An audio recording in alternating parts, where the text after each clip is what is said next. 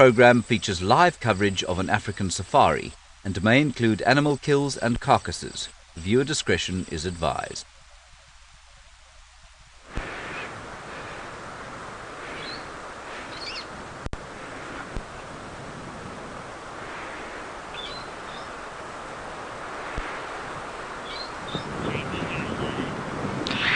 And welcome to the vast African wilderness in an absolutely fantastic way. We're here on foot right now, live in the middle of the African bush. This is Safari Live. Ready.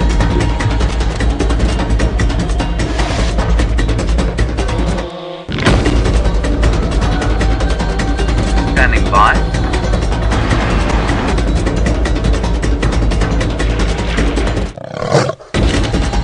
5, 4, 3, 2, 1. You are live, you are live.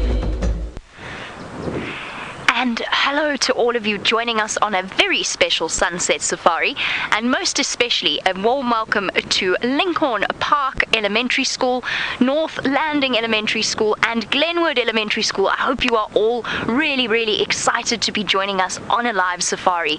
My name is Jamie, and this afternoon I have a gentleman called Eggsy on camera with me. His real name's not actually Eggsy, but Eggsy is what we call him. It's his nickname. Now we're coming to you from a country called South Africa, and we're right up in the top northeastern corner in a massive wilderness area that is bigger than some small countries, where all of the wild animals of Africa can roam free without any fences, without having to worry about anything. Now there's two of us on the vehicle and I am on foot, which is one of the best ways to experience the African bush. Now I want you to imagine, I want you to pretend that you've got your hats on, because it's very hot this afternoon. It is almost 92 degrees Fahrenheit. If you are, for those of you there, it is in our terms 32 degrees centigrade. So it's a really hot and quite sweaty afternoon, and I'm really glad I'm not carrying the huge backpack that Eggsy's carrying. So now, let's imagine that you're right in the middle of the African wilderness, and because this is happening right here and right now, you can ask us questions. So send through your questions, anything you've ever wanted to know about lions and leopards and elephants and anything in between. We're perfectly safe on foot, just so you know, before we go into my first question, which I'm going to ask you. But before we go into that, just to let you know, we are perfectly safe on foot. We've been doing this for many years. We're very aware of what's going on around us, constantly looking, making sure that we don't bump into any of the dangerous animals. Right, I have a question for you to start your brains thinking. I want you to have a look at this massive tree in front of you. Have a look at the scrape marks and the places. Now this tree is missing a huge section of bark. It is called a marula tree, and I want you to see if you can think something came here and something pulled away the layers of bark. And I'm not strong enough, and I might actually end up punching Eggsy in the face if I pull too hard and it goes too quickly, and I don't want to do that. So I'm not strong enough to pull the bark away from this tree, but something did, and something pulled the bark away all the way up there. What do you suppose that something might have been? Can you tell me what you think ate away some of the tree's bark? Let's see if you can figure that out. Send through your answers. It'll be very exciting to hear from you all. Look here, I won't ask you this as a question. I will just tell you this is a question. These are the seeds of this particular tree. They're known as marula seeds, and I can tell you that it is squirrels, because we have squirrels here as well in South Africa. Squirrels have been eating these seeds. So I'm going to go off and see what exciting things I can find, and there's all sorts of exciting things to find. Maybe I'll find a snake, maybe an insect, but in the meantime, it's not just myself out here, and I know that Byron is just dying to say hello to you. Good afternoon, everybody, and look what we have just found. We've got a pride of lions. Wonderful, wonderful. We were looking for them this morning. We didn't find them, but we found them now. And hello, everybody. My name is Byron, and on camera with me this afternoon is Jandre. Hello to all the schools that are watching too, and the little kids. It's wonderful to have you. Don't forget to send us your questions. Now, we're sitting with this beautiful pride of lions, the Nkuhuma Pride, which is a pride that we see regularly on Djuma and on Safari Live. And they're just resting in the shade. It's a very, very hot day, about 90 degrees Fahrenheit. So very, very hot. And these lions are doing what lions do best during the day, is resting in the shade. Vaisha from Glenwood. Hello Vaisha, lovely to have you with us on Safari Live. You'd like to know how many animals are there in Africa, and there are plenty. There are millions of animals in Africa, all over. Africa is a very, very large country, continent. Where we are at the moment in South Africa, we've got a number of game reserves or nature reserves around South Africa that protect the animals, and these animals are completely wild. They live in the wild. We don't interfere with them at all. And I'm trying to think now, also thousands of different animal species throughout South Africa as well. Many, many different species. And then thousands of numbers of them within, for example, I think in the Greater Kruger National Park where we are, probably got about between 1,000 and 3,000 lions, I think, in the national park. So a huge amount of predators around. But it's very difficult to give you an exact number how many animals there are in Africa. There are millions of them.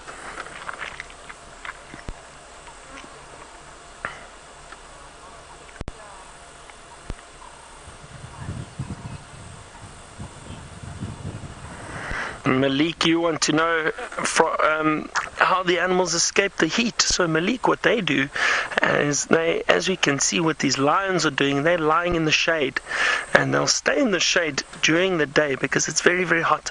So they'll lie in the shade, and luckily for them there's a nice cool breeze at the moment, so it helps cool them down a little bit. And that is how, one of the ways the animals can escape the heat. The other way is for some of the other animals like the buffalo or the elephant, and what they like to do is they'll go to the water holes and they'll bathe themselves in mud. That's right, they throw mud all over their bodies, help cools them down, and also splash water over themselves. So that does help too, but the lions won't do that. They don't like the water too much. They don't necessarily go into water unless they have to. Oh, look at that cub, everyone. Maddie, all the way from North Landing. Hello, Maddie. You wanted to know what time do the lions go to sleep? So, Maddie, funnily enough, these lions don't have to go to sleep really. And what they do is they are mostly active at night. So when we're all sleeping during the evening, that's when the lions are moving around a lot. And this is probably the best time for them to rest. So what they do is they have these afternoon naps, or this time to rest, and they conserve their energy. So they save their energy, and later when the temperature starts cooling down and it starts getting dark, then these lions will start waking up and moving around a lot more. But they do move around during the day too.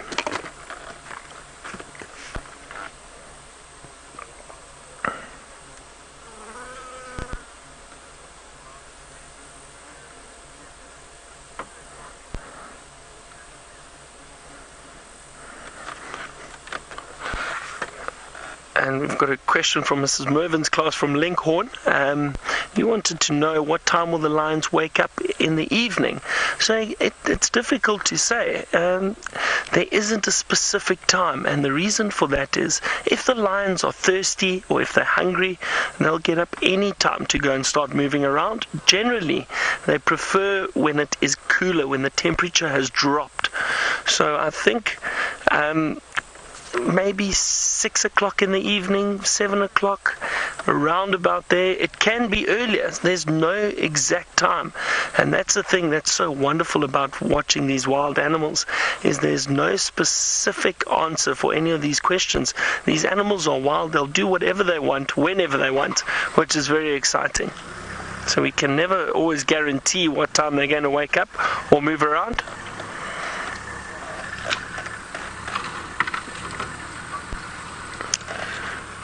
Chloe, you've asked how many lions are in the group.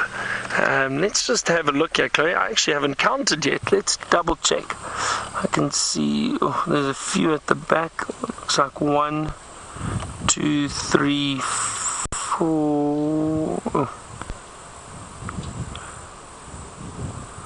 I see 4 lionesses, and I can only see 1 or 2 cubs at the moment. But everyone, it is very thick here. I cannot see all the way to the back. There are some lying further back. I can only see 4 females and about 2 or 3 cubs at the moment, but I wouldn't be surprised if they're more dotted around through the back. It's a bit difficult to see at the moment. It is very, very thick here.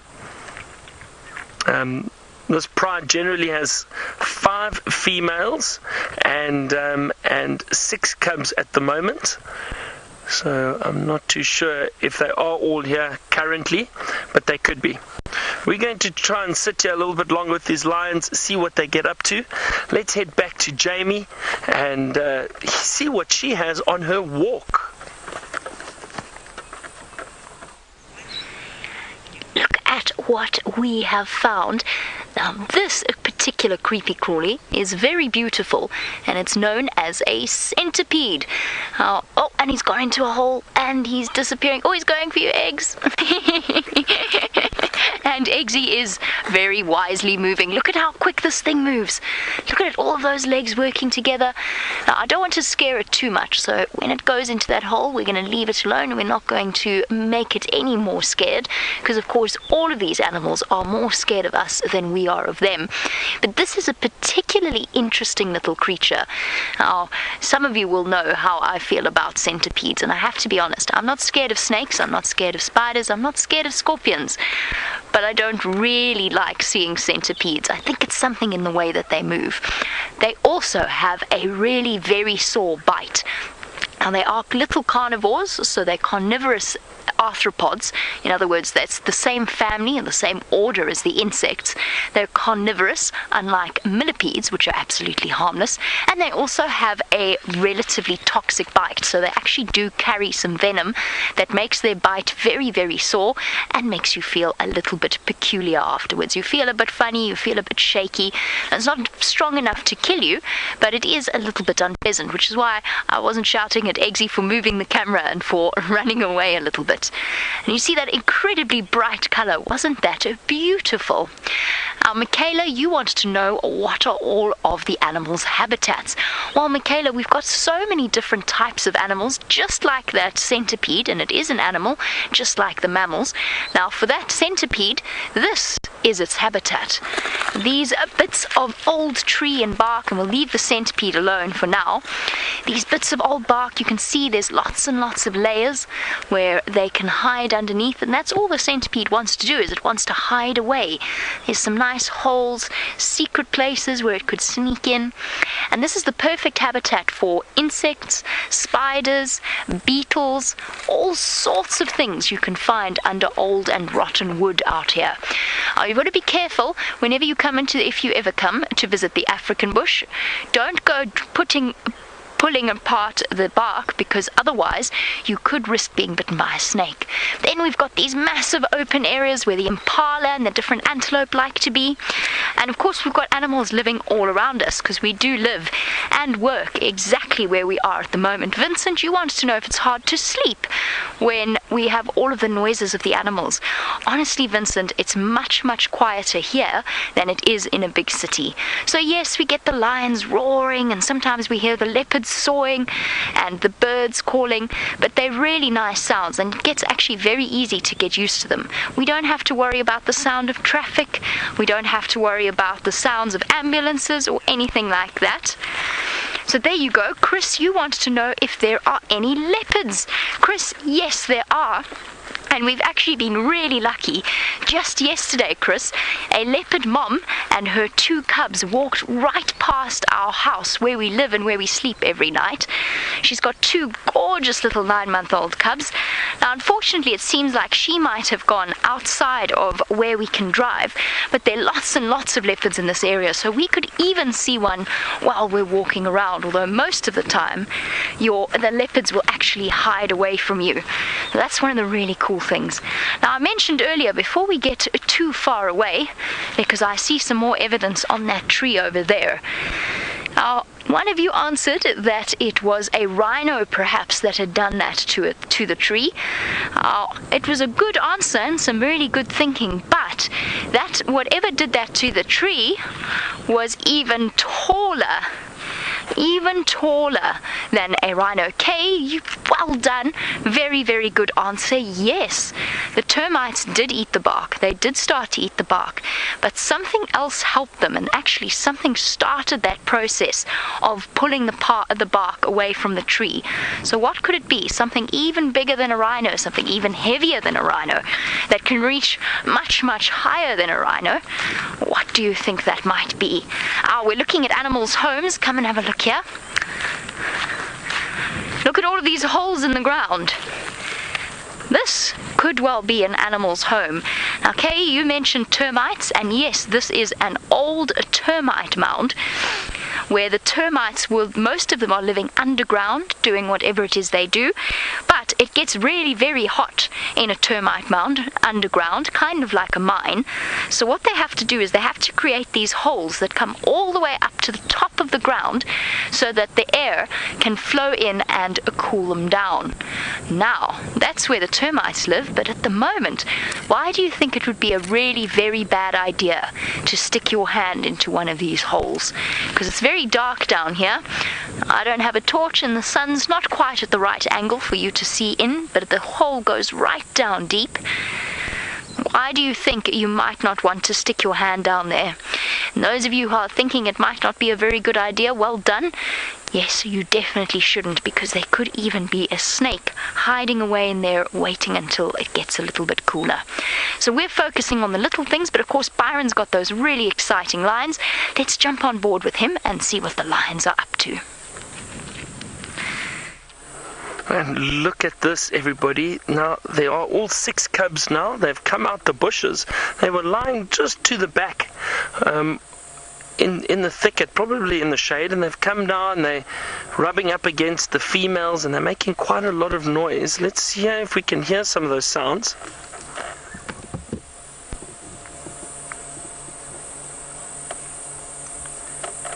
And as I say that, they keep quiet.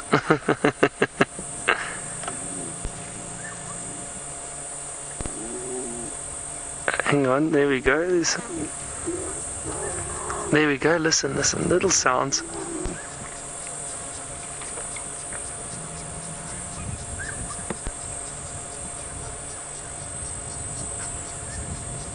Kaylee from North Landing, you'd like to know, or you say that cats generally don't like water.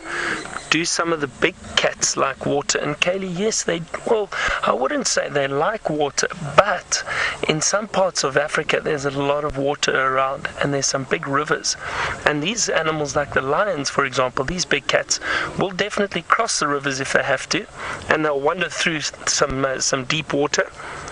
So even though they don't necessarily like the water, if they have to, they will. And I've seen lions cross rivers and walk through deep water before. So yes. Whew.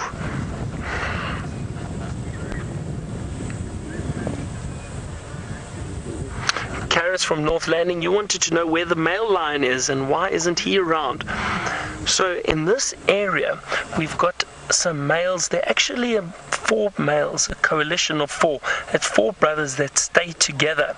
Now those males have a big territory or big home, and what they do is they constantly move around to protect the area from other lions and to protect the prides, but they will belong and move between different groups of lionesses, not just this one. So those males are probably just moving around, maybe with some other lionesses.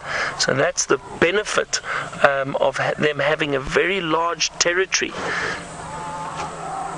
And listen to these cubs, everyone.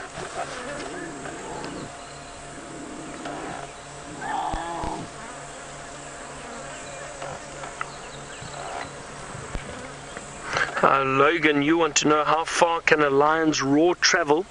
So Logan, probably about 6 miles away. I think you can probably hear a lion roar from about 6 miles away. It's about 10 kilometers or so.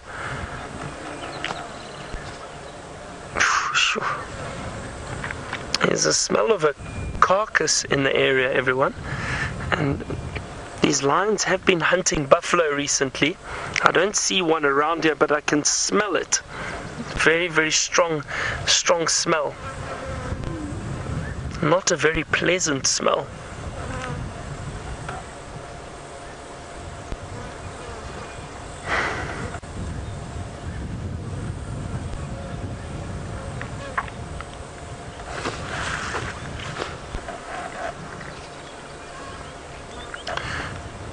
So Tamron, you want to know how old these lions are? The little cubs are,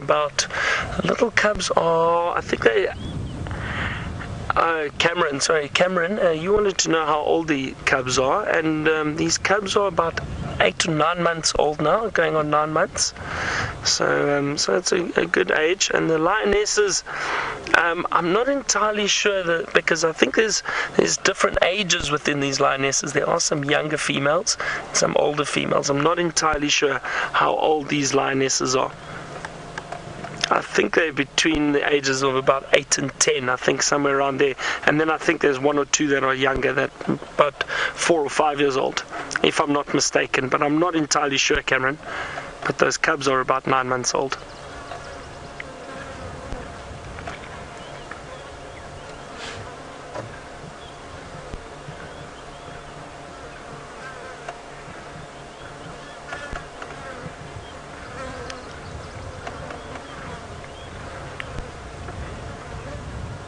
No, actually, now that I'm thinking about it, these cubs are younger, Cameron. No, I'm just thinking. I think they're only 5 or 6 months old, if I'm not mistaken.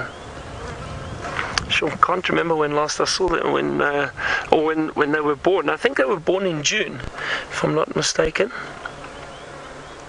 June, so July, August, September, October, November, so about 5 months.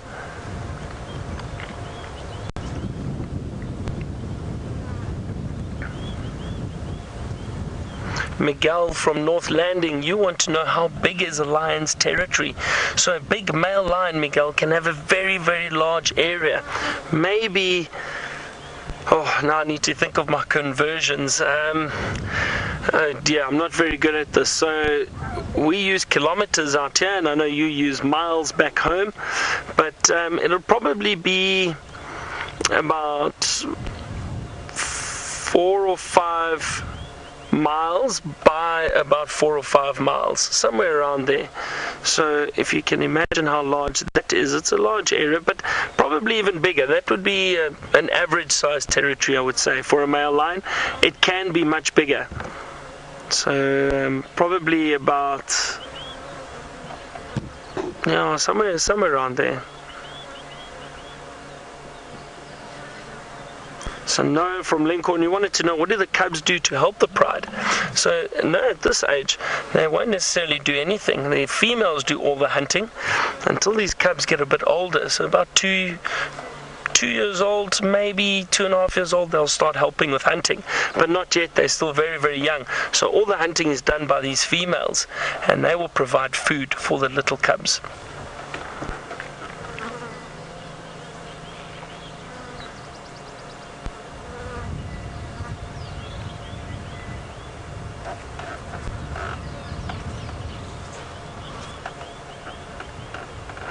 Alright, and we're going to sit at these lines a little bit longer. Jamie's trying to get something out of a hole. Let's go see what she's got.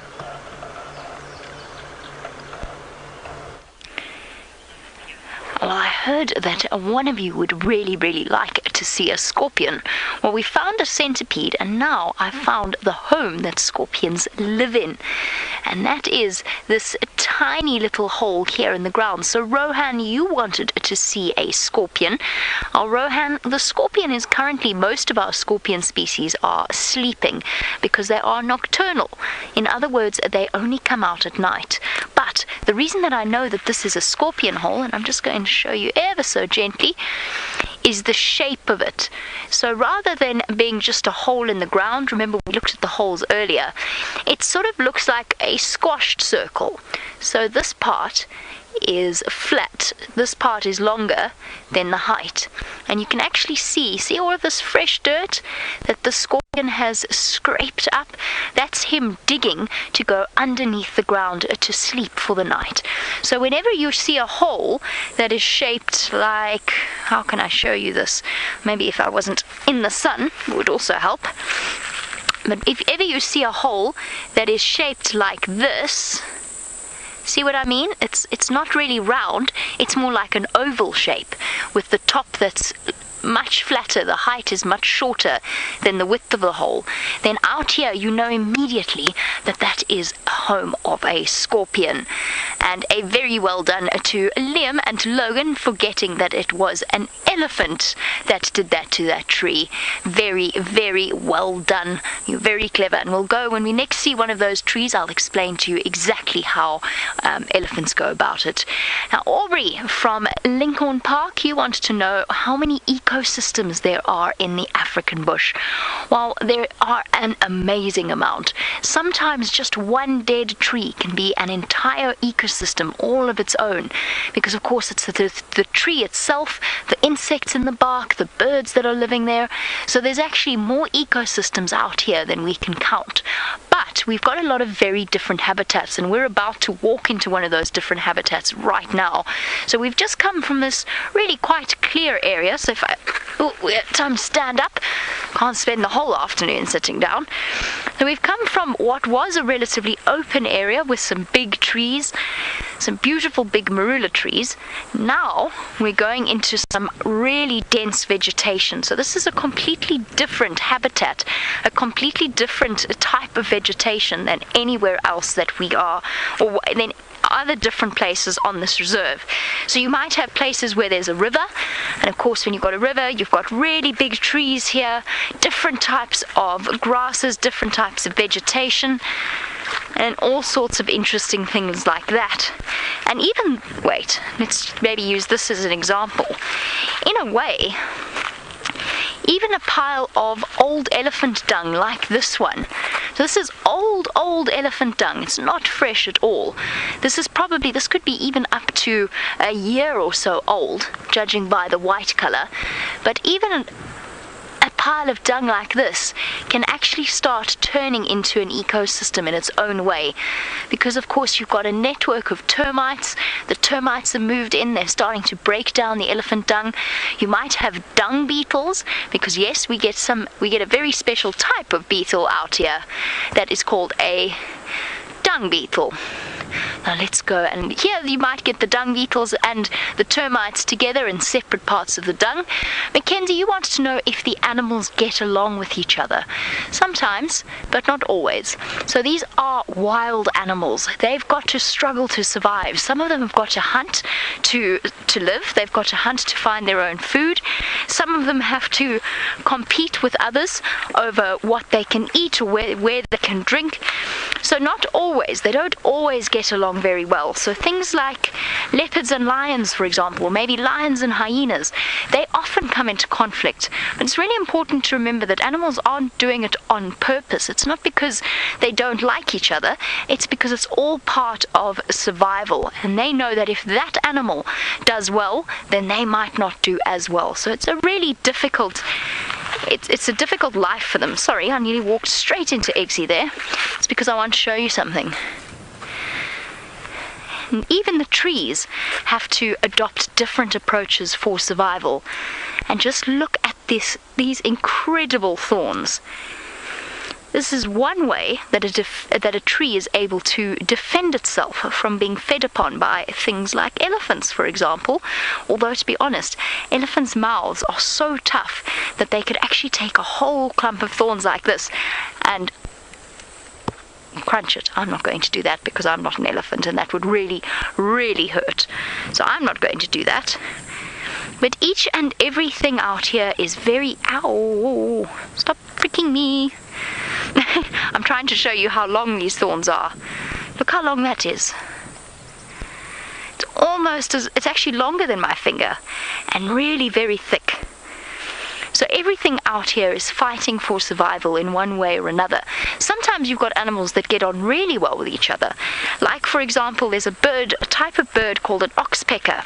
Now, an oxpecker comes fluttering along, and it sits on another animal, and it pecks off the ticks and the itchy things that might be sitting on that animal's fur. And then that oxpecker gets a safe place to hide, because it's sitting on the back of a big animal like a buffalo, and it also gets free food. Now, speaking of free food, that's something that our lions definitely, most likely, wouldn't turn their nose up at. Let's go across to Byron and have a look at them.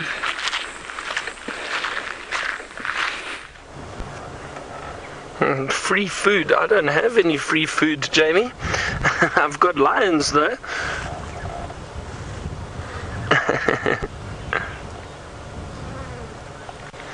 Miles from Lincoln, you want to know if the lions have got ticks on them?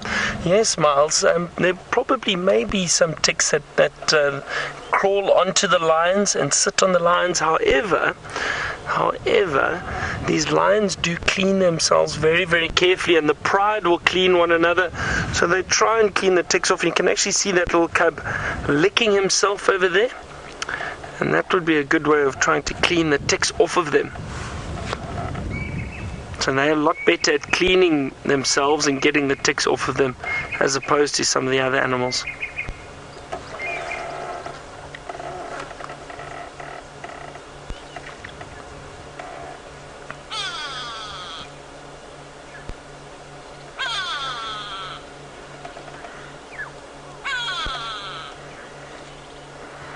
Aranda, do lions provide food for their cubs? Aranda, they do indeed, yes. So these lionesses at the moment, they would go off and they would do all the hunting. So they will try and catch a buffalo maybe, or an antelope, and with them doing that hunting, they then will come and collect the cubs. So they actually call the cubs. They'll hide the cubs somewhere, come back, call them, and take them to where the food is so that they can all feed together and have some meat.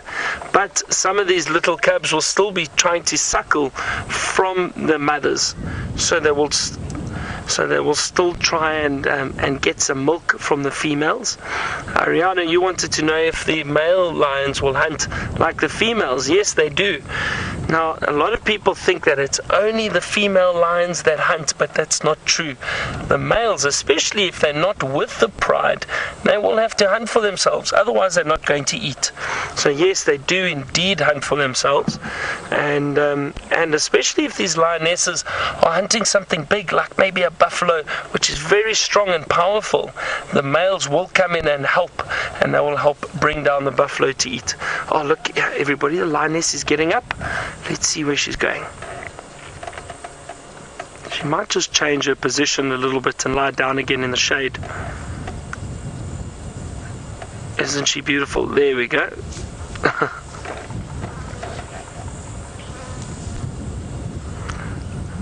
Laurel, you wanted to know why did the cubs wake the mothers up. So Laurel, the chances are probably just for a bit of attention maybe, or I think they were looking to see if there's perhaps some milk that they can suckle from their mothers, and I think that's exactly. Let's see, this little cub's walking over to this female now. Let's see what it does. Oh, look at that. And listen everybody. You see, I think, yeah, the little cub's looking for milk, you see? So that answers your question right there, Laurel. That the little cub wants some milk.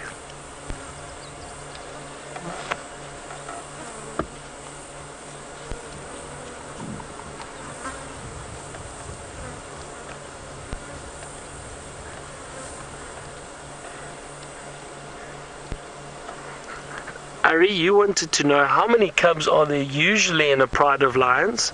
So Ari, it's difficult to say. There's not always an exact number. But what happens is the females can give birth to anywhere between 1 or 4 cubs. That's usually the average for a lioness. So over here at the moment we've got 5 lionesses. So it depends how many cubs they each gave birth to. Over here at the moment they're just the 6 cubs. But it depends. One lioness can give birth to one cub. Others can give birth to 4 cubs. That would increase the numbers. So again, it's very difficult to give an exact number.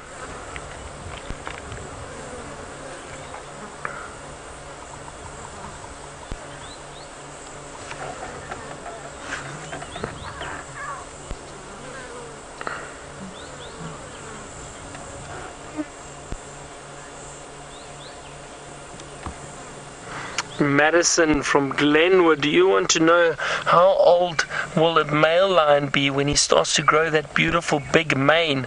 So Madison, you can actually see the little tufts of hair starting to grow or form from 2 years old already, but that big mane is usually fills out at about 5 years old. I would say that's an average, 5-6 years old. Then they get a beautiful full mane, which is lovely to see with these big males.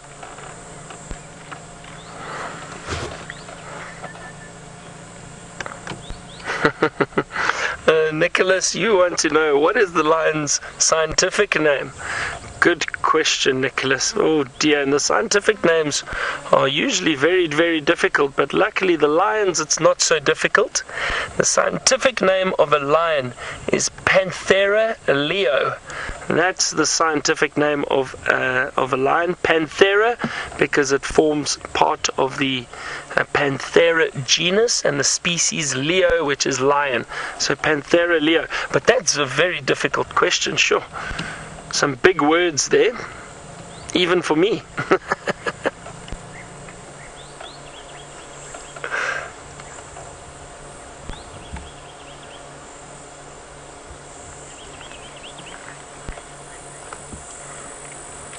And Jackson, you want to know why don't lions migrate? So Jackson, thing is at the moment, getting a smell of that buffalo again, everyone, very strong.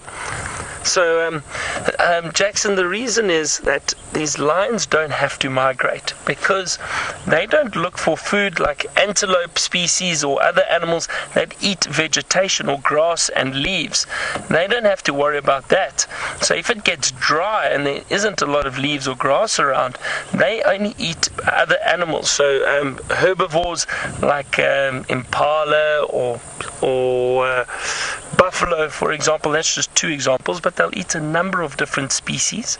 So the thing is, they don't have to migrate because there's generally always food around for them. And as long as there's a bit of water, they don't need to. And down here, where we are in Africa, we're right down at the southern part of Africa. Now, we don't see migrations like you see in East Africa. So that's up Kenya and Tanzania. And those areas, those animals migrate a lot looking for food and water, whereas here there's generally always food and water around.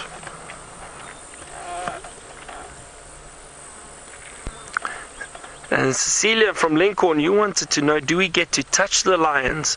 No, we don't, not at all. These are wild lions. So we're very lucky that we get to see them, but we would never get too close and definitely not try and touch them. Because, and especially with these little cubs around, these females would be very, very protective, and we can find ourselves in some serious trouble if we try to touch them. There comes another cub, you see, all trying to suckle and get some milk.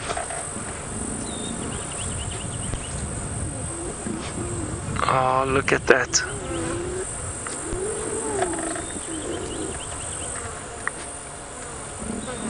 And you wanted to know, how do lions communicate with other animals?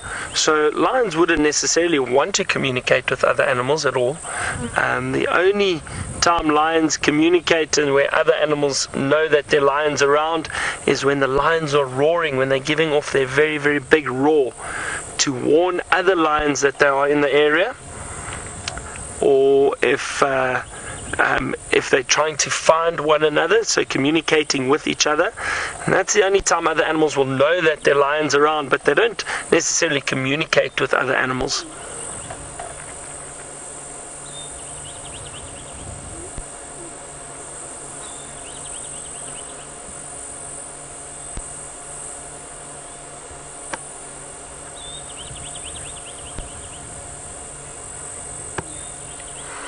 Aaron, you want to know how do the cubs learn to hunt? So the females will teach them.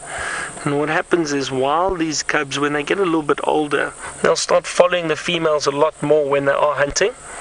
And they'll start learning that way. So they'll watch the females and they'll see what the females do when they do come across something to eat. And then that's how they learn. So it's all about watching and learning. And also the cubs get very playful. They'll jump on one another and wrestle, and all of that is a way for them to learn how to attack or pull down prey. So all of that is a learning process for these lions.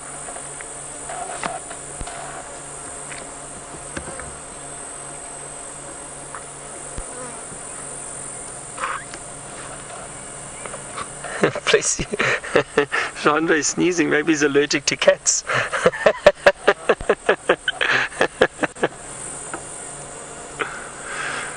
Madison, lions don't necessarily abandon their cubs. No, it is very, very seldom that would happen. I have seen it happen before, but generally they don't. They wouldn't do that. They wouldn't want to abandon their cubs unless it's a situation where they really don't have food or water, and the lionesses are struggling maybe, and they can't look after the cubs. Then maybe they would, but generally that doesn't happen.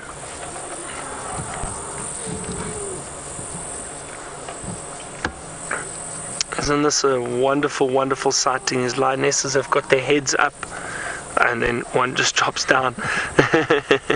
But so nice to see the whole pride together. And this is a lovely, lovely Monday for us. We're going to sit here a little bit longer with these beautiful lions. Let's head back to Jamie, who's still walking around. Let's see what she's got now. Remember how exciting I told you it was to be out on foot? And that's because when you're driving around in the vehicle, you're not always paying attention to the smaller things. And just have a look at this amazing fella. Whatever it may be, we know it's a hairy caterpillar, but I don't know whether it's going to turn into a moth or a butterfly. But isn't it absolutely incredible? Now this is something that you really, really, really, really, really, really, really don't want to have on your skin or to touch.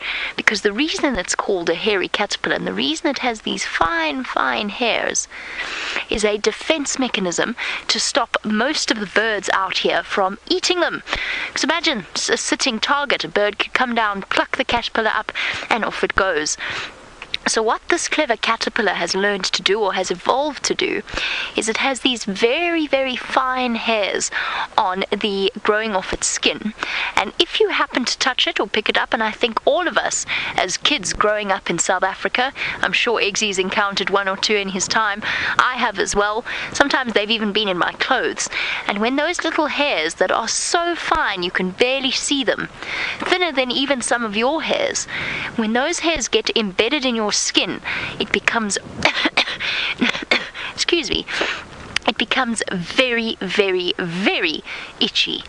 So itchy that you don't know what to do with yourself, and it's really hard to get them out.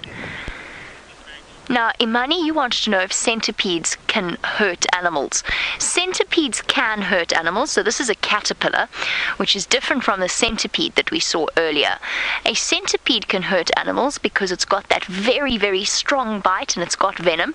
Now, centipedes actually hunt scorpions. Sometimes scorpions hunt and eat centipedes, and sometimes centipedes hunt and catch and eat scorpions. It just depends on which one is bigger at the time. But a caterpillar like this this isn't going to hurt you at all. It's just going to make you really, really itchy, and your skin will probably come up in a welt, kind of like maybe you'd encountered some stinging nettles or something similar like that. Sadie, you want to know what are the chances of seeing a venomous animal. This one isn't a venomous animal, but relatively high. And in fact, Sadie, believe it or not, you've already seen one, because that centipede that we saw earlier is venomous. However, we have found snakes on bushwalk before, and that's always incredible. Now, I'm not, hands up if you're afraid of a snake. How many of you are scared of snakes? Perhaps you find them a little bit freaky. Maybe it's the way that they move. Our snakes are actually not that scary as long as you get to know them. And it turns out that 9 times out of 10, if somebody is bitten by a snake, it's because they were playing with it or trying to catch it and they just didn't know what they were doing. So a lot of the time, or in fact all of the time, the snake is more afraid of you than we are of them, and it's just important to treat them with enough space and respect so that they don't feel threatened, and then they're not going to bite you. But there's a good chance that we could find a snake, we could find a scorpion. We've been looking for scorpions. There's a gentleman called Herbie with me as well. Now, Herbert's job is to walk ahead in front of me because, of course, I'm talking to you. I've got this earpiece so I can listen to your questions. So I can't concentrate all the time on making sure that I'm not walking into something like a buffalo or an elephant. So Herbie walks ahead and he helps us find the amazing stuff that we see, and he's been looking for scorpions for you. So there's a good chance. But while we're here, I have to stand up again. Let me show you some other things that we can see. Now, David, you wanted to know how old a scorpion could get, and here's a good place to start looking for a scorpion. One might be hidden in the bark, maybe, or somewhere around here.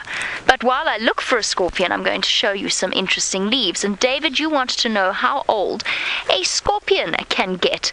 Well, some of the biggest species of scorpion, David, can actually live to be a couple of years old.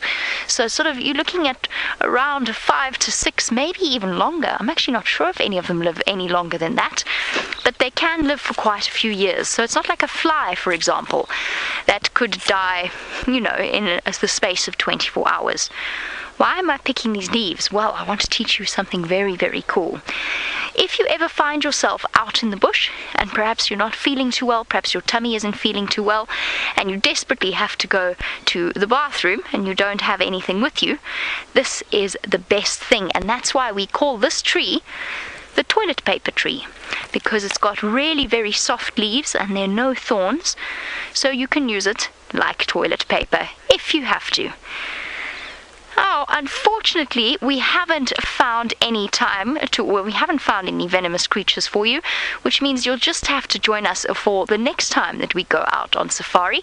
But apparently it's time for us to say goodbye to all of our schools, so I hope you have a fantastic day further, and that your rest of your school day is as exciting as this was, and I hope to see you again once more in the future. Bye-bye, everybody.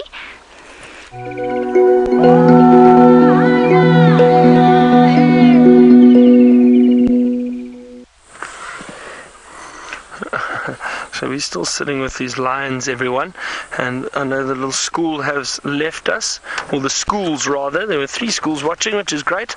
Always nice having these young kids watching and sending through their questions. So for a lot of our regular viewers, we did check, and I'm not sure if you did hear, but all 6 cubs are here at the moment. So all 6 cubs, but I've only counted 4 lionesses. 1, 2, 3, 4 still. I don't know, Jean, if you've seen another one or pop up somewhere.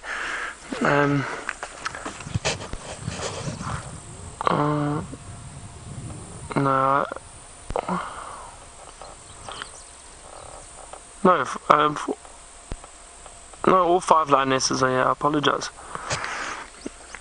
Yeah, all 5 lionesses are here, and all 6 cubs. The 4 of them were lying off in the distance, and I think they were lying with one lioness, and then they got up and came and joined the rest of the pride. Probably just hiding in the shade somewhere.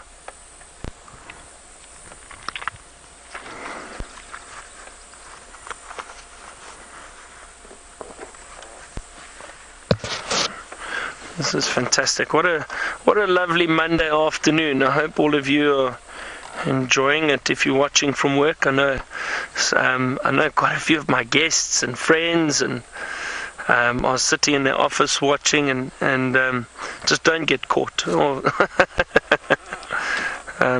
Yeah, Claire, I know you might be watching. Don't get caught at work.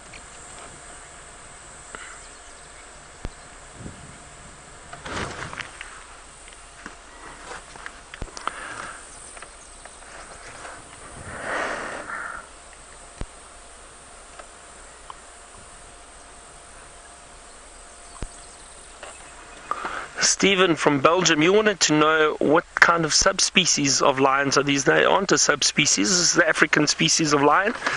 And you wanted to know what the major threats are. And generally with lions, it's other lions. That would be the only threat. Other lions coming in, challenging for territory, challenging for dominance, killing each other, killing cubs. That would usually be it. Hyenas, perhaps, at a kill. If the hyenas really outnumber lions, then the chances are they could potentially be injured, badly wounded. The hyenas would attack them. Sorry everyone, we keep getting this whiff. There's a buffalo carcass near here somewhere, and every now and then the strong smell comes through. And then also, unfortunately at the moment, what's been threatening these lions are diseases, and that's been caused by the drought, mainly by the drought. So there's been some white muscle disease, and there's also been some mange, which has affected some of the lions.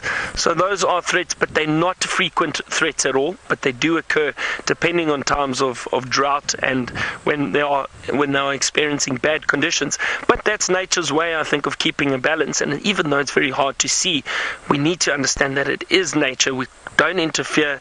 It is part of being a lion. It's part of being an antelope. That's just nature's way of maintaining a balance with numbers in these natural environments.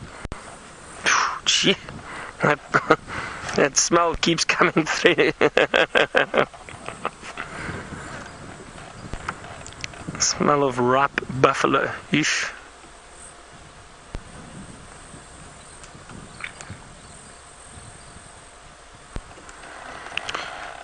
Selena, you wanted to know, do we know if lions grieve for the loss of a pride member? Selena, I find this quite tricky, and I'll tell you why. Is because I definitely think that they do recognize the loss of a cub, especially a cub lioness. I've seen in the past where they go and they look and they call for them and they try and find if those cubs are still around, but then they move on again. They don't stay for very long. Whether or not they grieve, I'm not entirely sure, and a lot of people may disagree with me, but I personally, and this again is just my personal thoughts and opinions, is that it's very difficult for us to anthropomorphize these animals and give them human feelings and emotions. I think there's a fine line that we need to be careful of crossing, because we don't really know how they feel or what they are experiencing. As I said, I've seen lionesses go, they call and they look for cubs when they have lost one, but they spend maybe a day doing it and then they move on and they continue their lives. So grief, I don't know, but recognizing the loss, definitely.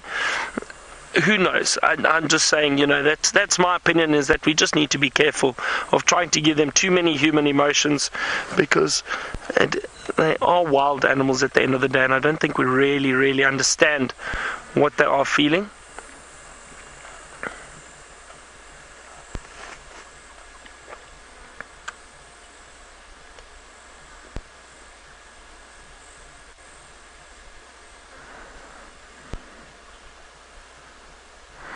Alright, we're going to sit here for a while longer with these lions, and Jamie's still walking around. I think she's got something interesting to show you. Now, while Byron sits with the incredible Nkuhumas, we've been strolling along, and Eggsy and myself and Herbie just taking a brief break and allowing the breeze to blow over us, because it is quite warm. And one thing that I've noticed is that on bushwalk on cold and cloudy days, your chances of finding the more spectacular types of insect life are greatly heightened than on a day like today, where almost everything has gone completely still, completely quiet. And we're moving quite slowly through the vegetation here, just because it is quite thick, and the wind is blowing very, very strongly. Now, luckily, it's blowing our scent towards everything in front of us, everything that we're moving towards, which is great, because it means that they'll be aware of us. We're not going to surprise anything. Usually on windy days, you have to be slightly more careful. But what strikes me here, just walking through this area, and it's the same, you'll always find that an area looks like this, but it's particularly pronounced after the drought. There's a before I go into that, there's a Black Bellied Bustard calling somewhere not too far away from us. And I've just heard Herbie give an impression of a Black Bellied Bustard, and let me tell you something, he beats us all hands down when it comes to mimicking a Black Bellied Bustard call. It sounds exactly like that, doesn't it, Eggsy? Yeah. It's quite incredible. He's run away now, otherwise I would make him come over here and show you. Not make him, I'd ask him to come over here and show you. What I was going to point out was just the sheer amount of elephant destruction in just a small area. And it's going to be very interesting to get an idea as to just how much the shape and the face of a landscape has changed just due to the drought. And we've been walking on a path, and Herbie actually pointed it out to me. We've been walking along an elephant path, and we've just come off it now. That elephant path, he says, was made it hasn't been here before. So he's obviously walked these places flat. He says it's been made in less than a day. He thinks it was just one elephant herd moving through an area. So they have a tremendous impact on the vegetation around them. And if you just stand here and we sort of do a 360, this massive bush willow on its side, that massive bush willow on its side, all of these have been fed on in some way. We've got the bush willow that is now flat, and then a bush willow slightly off to the left that's an angle. So the amount of elephant devastation, I mean, we can do a full 360, I suppose. These trees have made it out relatively sort of intact. And then we've got another massive, massive bush willow down on its side as well. And what we're walking in is bush willow woodland, so we'd expect most of the damage to be bush willow. And what's going to happen if the sort of the vegetation follows a natural healing process?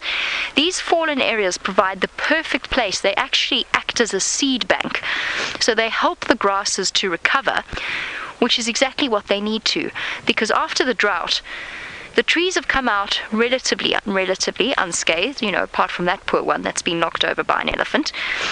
But the grasses and the plants, the perennial and the annual plants, are what have been really hard hit.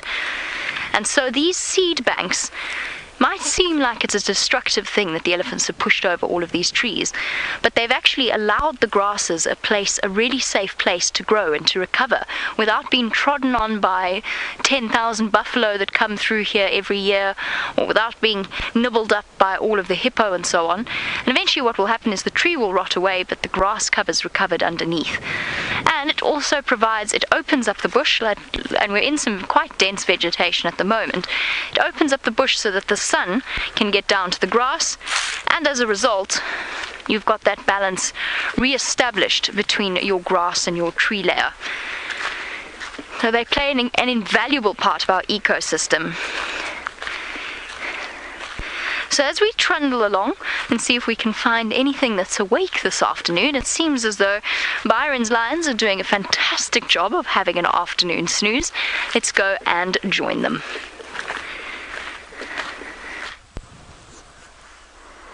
And these lions are still snoozing.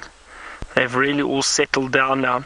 I don't think we're going to stay here for much longer, everybody, because it looks like they're very comfortable, and it is still very, very hot. I may try come past a little bit later, but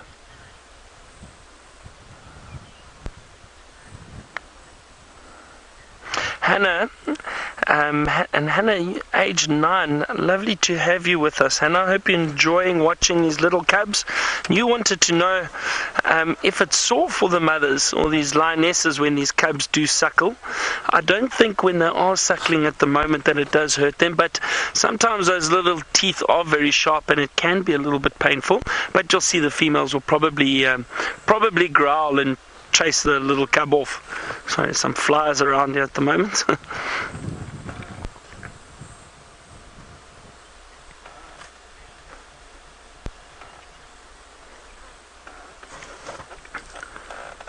And a question from I Walk in the Rain. You would like to know, what age are the cubs weaned? So they're already starting to feed on meat, and we've seen that from about 2 to 3 months they start feeding on meat already. But for them to be completely weaned, some of these cubs still try their luck, even up to a year old. But generally, around 6 to 8 months, then they usually get pushed away from the mothers, and a little bit older, then the females do get a bit upset with them and try and get up and walk away when they are trying to suckle. Now look at this little one trying to get in there to get to suckle from the mother. bit of a fight there. An amazing shame.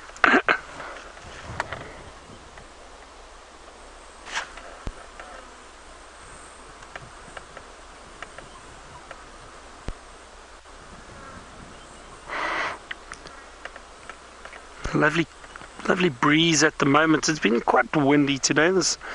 I wonder if it's not just a hot berg wind which has been coming down from the Drakensberg, which is to our west, probably about 100 kilometers or so, 80 kilometers or so, which is, what's that, about 50 odd miles, 50, 60 miles, somewhere around there, to our west. And these hot berg winds flow or blow down during this time of year and hopefully bring rain. So we'll see.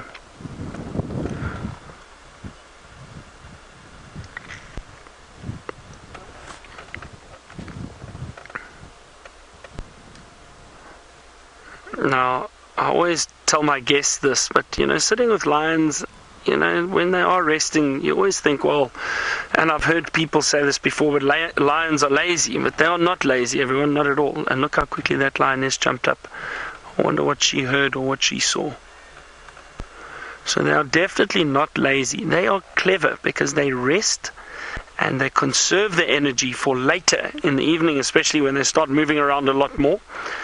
But the thing with the lions is, even though they look like they are fast asleep or resting, I promise you, if I had to step off this vehicle now, these lions would be up in a flash. They're incredibly alert and aware of what's going on around them.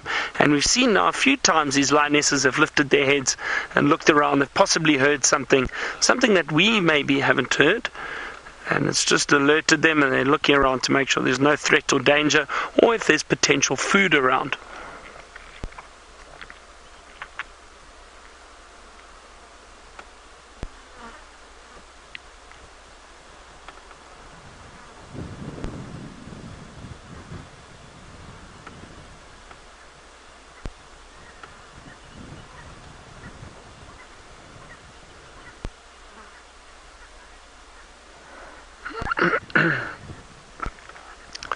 Lionheart, you wanted to know if they've eaten another buffalo.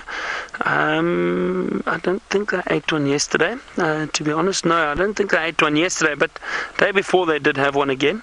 So I'm not too sure, not recently as far as I know, but we didn't see them this morning, so I don't think they were feeding on anything. We found a buffalo carcass not far from here, and we can still smell it, but nothing fed on it. It looked like that buffalo had died from natural causes, and I know the buffalo have been struggling with the drought at the moment, but it doesn't appear as if these lions fed on a buffalo today. And the bellies don't look that full, so I don't think yesterday either, or last night, I don't think they fed on one.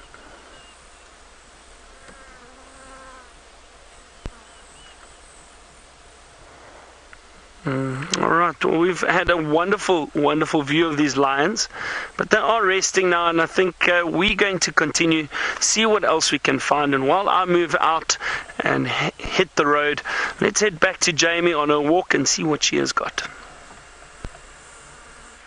Well, speaking of other things, we've just come upon a massive herd of kudu, and I'm going to see if we can get a view of them if we move a little bit closer to the termite mound. And they know that we're here, so I don't want to pretend or to whisper as though we haven't been seen, because that's immediately going to put them on edge and make them feel as though we are in some way trying to sneak up on them, which of course we aren't, are we, girls? So there we go. We might get a view of, as soon as I step out into the open, there's a good chance they're going to run away. Can you see them there, Eggsy? A pair of kudu watching us with their radar-like ears. Aren't they beautiful? And these are the moments that I love on foot. Sometimes it just gives you a far better perspective as to just sort of the way that these animals live, and sort of puts you more on their level, quite literally in the case of the kudu, who are probably, in terms of height, their heads are probably exactly in line with mine. So they're almost exactly my height. So in looking at things from a kudu's perspective rather than from a vehicle's perspective, and that in turn is always thoroughly pleasant. Now she's actually stopped to feed, and I'm hoping that might allow us. Let me just see, hold on. Hello girlies. No, they're going to run off into some dense vegetation. Now, of course, the kudu really enjoys the thick vegetation of this area, so they are hiding away, and they're actually moving around. If I had to pop out there, Milko, you wanted to know whether or not the drought has affected the antelope as badly. No, not as badly as things, particularly something like a buffalo, because a buffalo is a bulk grazer, and it's 900 kilograms at its most. You know, that's well over 1,000 pounds. That is a huge animal to feed and maintain. But unlike the elephants and the giraffe, it has to maintain itself on this. And this is good compared to what we've had in the past. Imagine 50 buffalo moving through this area trying to get food. Whereas if you're an antelope, they're a lot smaller. And those kudu, what kudu? They've gone now. Let's try and look around from the termite mound. Those kudu are maybe 200, at the most maybe 300 kilograms. So you're looking at around under 600 pounds. It's a lot less animal to feed, and they have the added advantage of feeding off the leaves of the trees. And that in turn, the trees have actually been the key to their success and the key to their survival. In that the trees, I was going to eat these leaves, but now I have this feeling I'm going to get, yes, could get stabbed. The trees have actually been the saviors of a great number of the herbivores. Because of course, the root system can tap into water deep beneath the surface of the soil and access nutrients and store nutrients far better than the grasses can. Eggsy, would you like a leaf? Yeah, why not? They're completely tasteless, but the leaves of the buffalo, not completely tasteless, but the leaves of the buffalo thorn can be eaten as a sort of almost spinach-like equivalent. I'm trying to find you one that's nice. Oh dear, that was a... Let me find you a young one. And quite bitter, but not bad tasting at all. There you go, Eggsy. You get a really tiny one. Sorry. So you can imagine that the antelope have had a little bit more to feed on.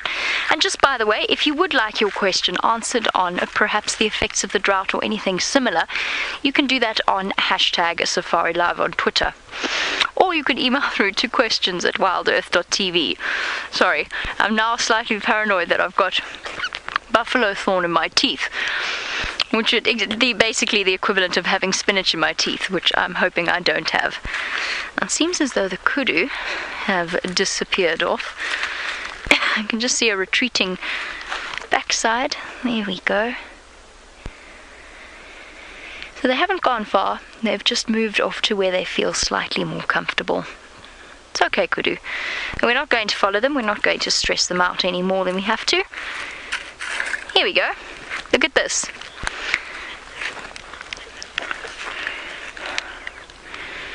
Now before we go back to that termite mound that I just climbed up, have a quick look at what used to be, judging by the shape of the plastron, a male Speaks hinge tortoise. And tortoises are amazing the way that their skeletons, their ribs and so on are fused into these enormous plates. So essentially their backbone, I'm not touching the shell, you'll notice, tortoise shells are actually, we can, but I prefer not to. Tortoise shells can be relatively revolting in terms of the bacteria that they carry, and they can also carry anthrax. So we're not touching it at the moment.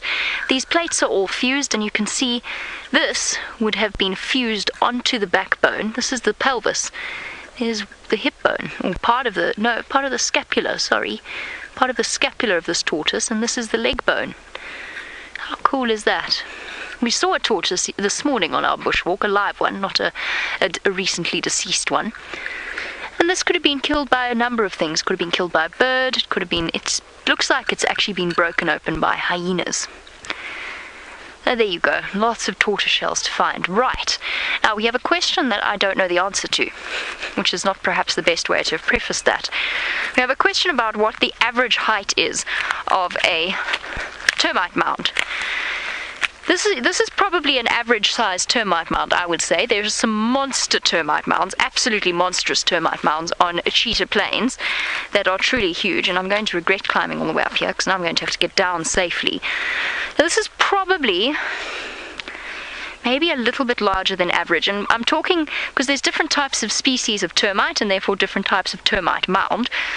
But in terms of the ones that make these absolutely enormous turrets, this is, I would say this is of an average size. And how high would this be? Just under a story, I suppose. So around about 2 or so meters in height, from the very top of it right to the base.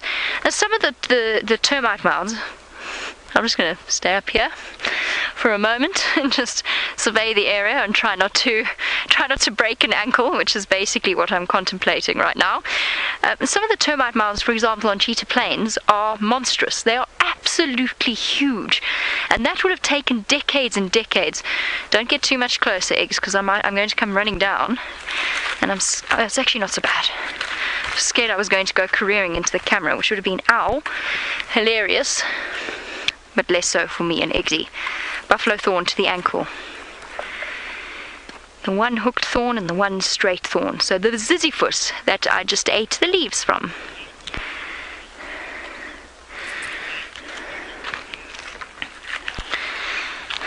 Now, Aaron, you wanted to know, because I've said that termite mounds are warm, you want to know if they can be used as heaters in the bush. Yes, to an extent. There's a very, very famous South African story, and I have to try and remember the details of it now. There's a famous story. Eggsy, do you know this one? The little girl who got lost with her brother. Pardon? Rachel Kiddebeer. Yeah. I think that's exactly what I'm thinking of, yeah. Rachel Kiddebeer.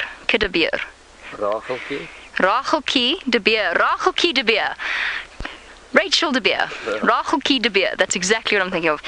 It's a very sad story about a little boy and a little girl. Correct me if I'm wrong, Eggsy. You know the story I'm thinking of. Yeah, okay. Don't remember the details, but she got lost with her little brother, and she got lost in a part of South Africa where, I don't know if it was the Free State or perhaps somewhere towards the Kudu, but basically somewhere where the temperatures drop below freezing each and every night. And she had her little brother with her, and she basically ensured his survival by finding a termite mound hollow and digging it out a little bit and then covering him with her body. And she was found the next morning. She didn't make it, which was very sad, and I think she must have been only about 10 or so years old, and she didn't survive, but her little brother did, as a result of the termite mound warmth it's emanating, or the warmth emanating from the termite mound and the warmth of her. So actually quite a tragic story, but I'm glad that Eggsy knew which one I meant, and Rachel De Beer, thank you. Rebecca's just said it in my ear as well. And so yes, you can. We don't really use it during camping. During camping, you'd be prepared. You wouldn't really want to use a termite mound for those purposes. On a cold winter's morning, if you climb to the top of a termite mound and you put your hand over the vent, you've got the warm air coming up through those vents. It's actually very nice. And if you watch, first thing on a cold winter's morning, you find all the hornbills sitting on the top of it, having a great time, picking off the odd termite and just utilizing their heat in the most fantastic of ways. So they are a warm body, but I wouldn't necessarily recommend using them for camping. And of course now, camping at the moment, on days like today, it's probably not going to go much below, I would guess tonight, probably not much below 25 or so degrees centigrade. I want to go to the Balanites tree. We're going to go for a little stroll. We're going to start heading in that general direction.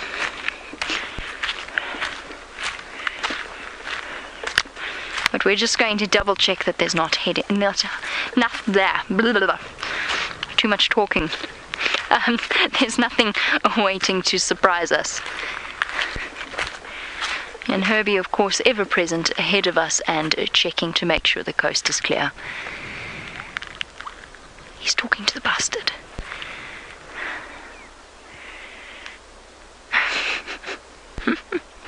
I'm not sure who's talking. That's how good his impression is. I think he's talking to a Black Bellied Bustard, which is a type of bird, by the way, if you have just joined us, and it makes the most amazing whistling sound, and then a champagne cork pop at the end. Herbie, wait. Before you run away, Herbie, will you do the sound for them, please? The sound of the Black Bellied Bustard. Wait, hold on, I've got to get closer to you so it'll pick up on my microphone. I'm going to lift up my hat so you can do it into my microphone. That's amazing. The one's responding back to him. He's talking to him. That's the best impression I've ever heard of a Black-bellied bustard. That is exactly what they sound like. And he's talking, he's responding to, should we see if we can see it? I'm sure that he's on the tour. He's going to come and attack you, Herbie. No. You're too good at the call. Isn't that amazing? I feel like creeping up. I don't think I've ever crept up on a Black-bellied bustard before. But let's give it a go.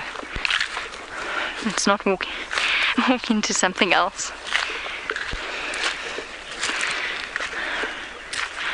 And there you go, Debbie. You want to know, if we do the actual Black-bellied bustard call, does it give the bird a fright?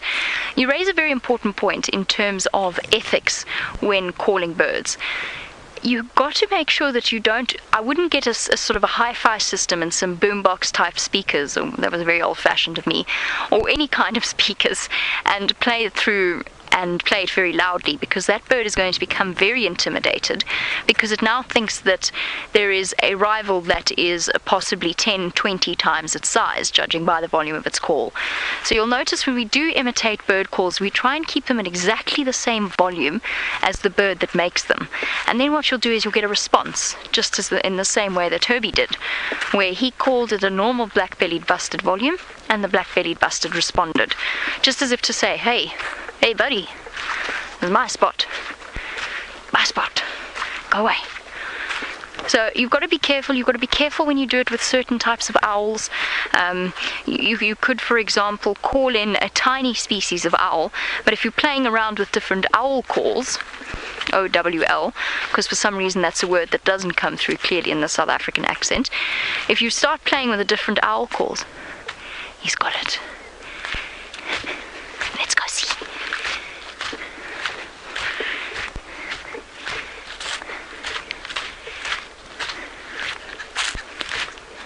Well done, Herbie.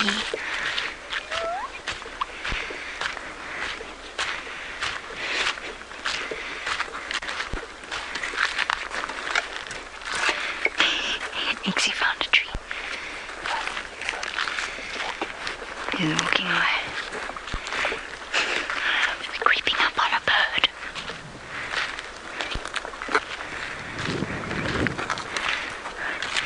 But yes, you've got to be careful with bird sounds.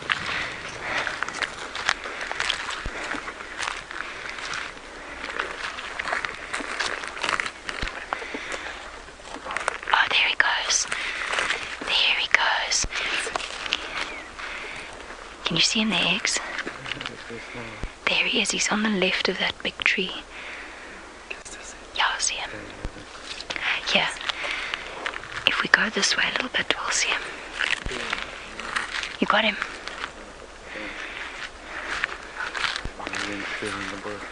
Okay.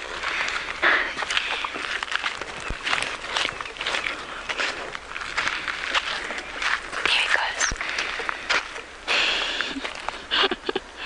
Oh, and he's gone behind the bush again. How cool was that? Herbert called it to the Black-bellied bustard, and the Black-bellied bustard answered. High five. Yeah. Okay.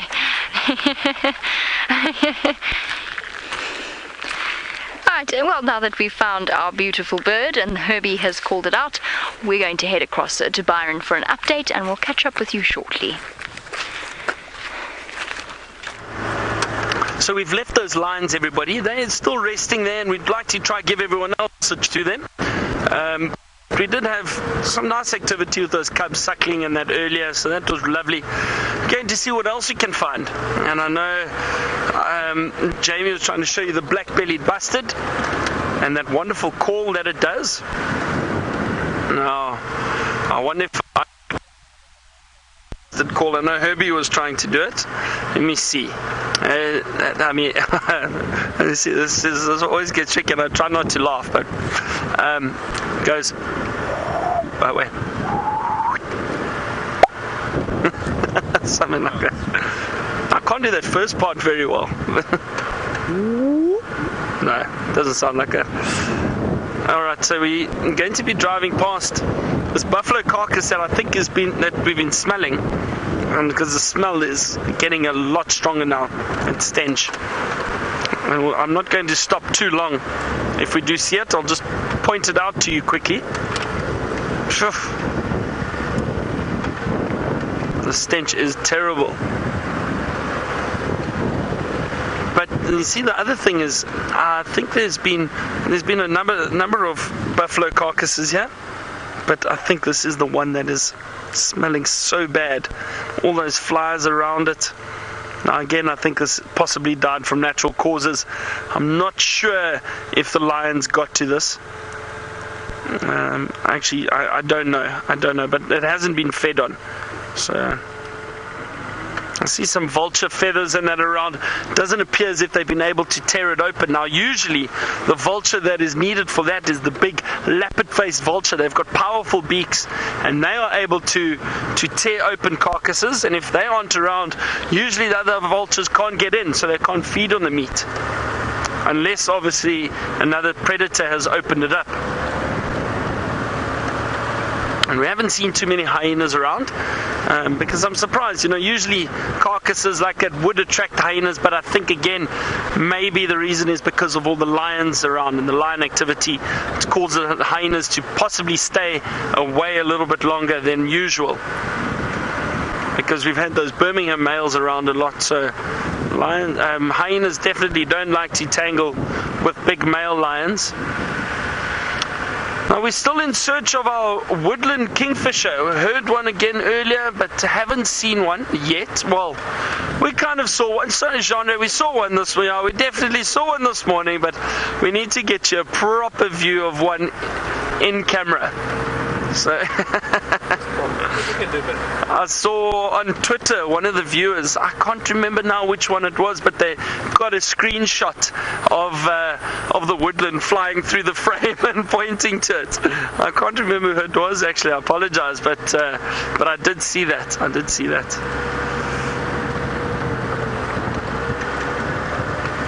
Yeah.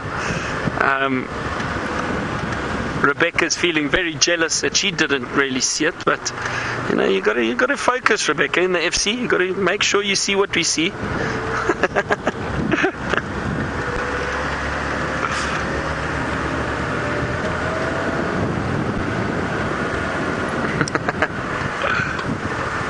All right, now we're just on the northern boundary now, the Buffelshoek cut line. Don't forget, everybody, we are completely live. For those new viewers who are watching, send us your questions on Twitter at #SafariLive. Otherwise, email us with questions at WildEarthTV, and we'll answer your questions, and we love hearing from you and sending your comments through. It is always great.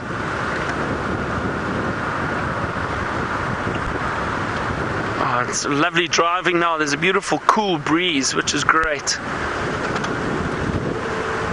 Cooling things down a little bit for us. It was a hot afternoon. We just need to find some animals now.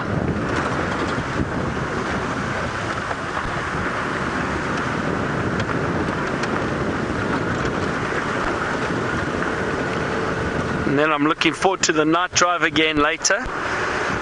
we'll try and see what we can find. Hopefully a chameleon tonight. I know that we've been struggling with finding chameleons, and I actually don't know why, because we've had rain, so there's moisture around, and it's starting to warm up quite a bit, so these reptiles should be more active. So hopefully we'll see some. Maybe another scorpion or two.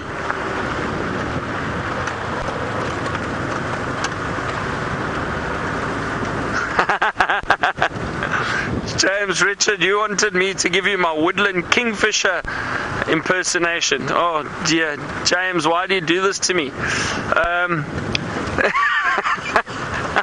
don't know how I'm going to do this.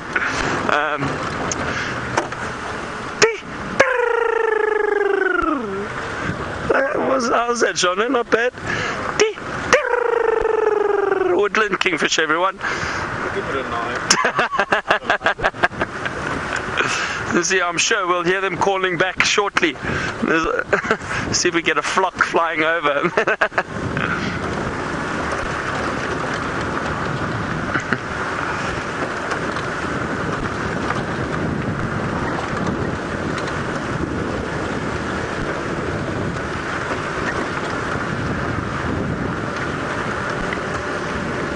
It's been quiet again this afternoon, but we spoke about this the other day, everybody, with the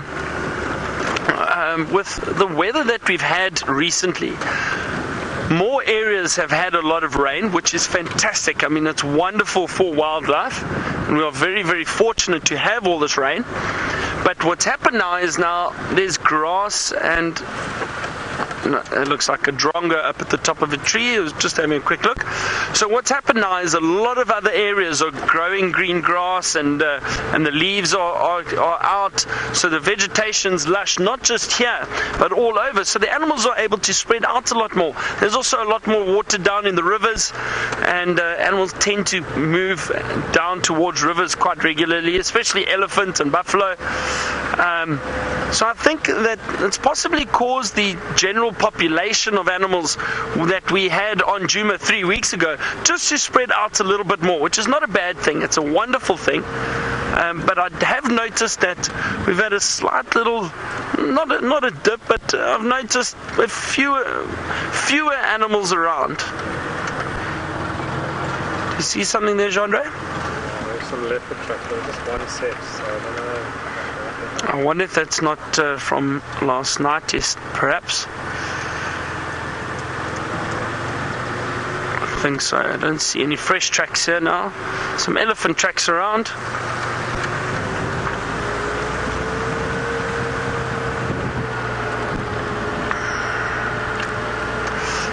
James, you wanted to know, is there any update on the Shaluva Tingane incident? So I know Brent was following up on that quite a bit. And it's an interesting situation. I don't know, and I'm sure I know Brent spoke about it a bit this morning. Oh, this is interesting. Oh, let's see if we can. I wonder if we can find this guy. I quickly want to show you everyone. Sorry, James, I'll get back to your question now. I want to show you something. Jean-Ray, how's that? Can you get that? All right, let me show you a very interesting track. Let me just get off there.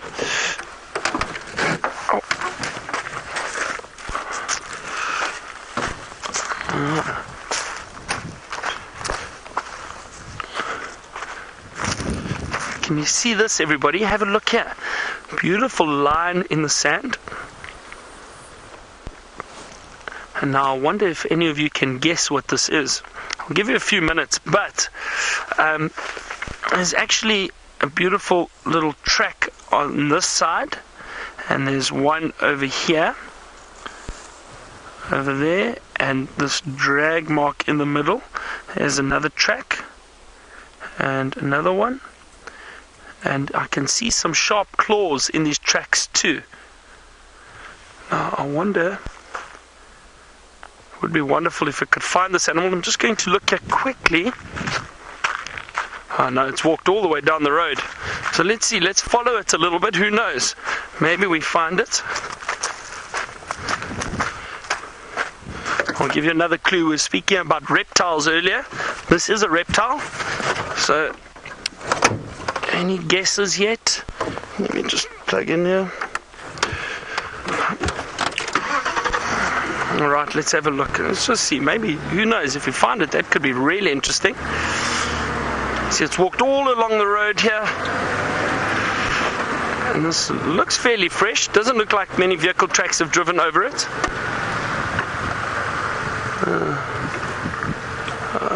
No, it's gone now.